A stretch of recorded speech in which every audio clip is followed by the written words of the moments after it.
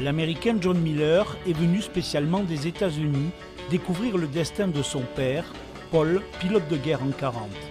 Grâce à des passionnés d'aviation qui ont reconstitué l'histoire, John Miller est aujourd'hui dans le champ où en mars 1944, son père a réalisé un atterrissage forcé avec son P-38 Lightning lors d'une mission partie d'Angleterre.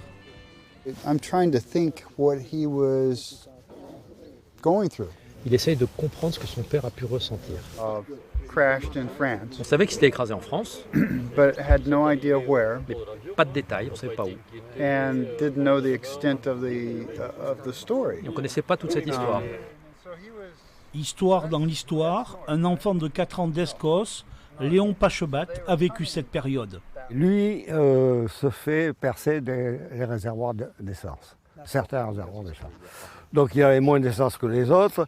Son commandant d'escadrille lui dit cap au sud, l'Espagne. Et il a bien fait de se cracher ici, parce qu'ici il a pu se cracher à peu près correctement. Parce que si vous allez 10 km plus loin, c'est difficile, c'est plus caillouteux.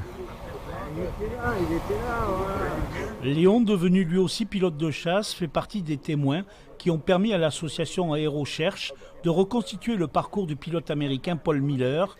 Il a échappé aux Allemands et a ensuite écrit un rapport d'évasion.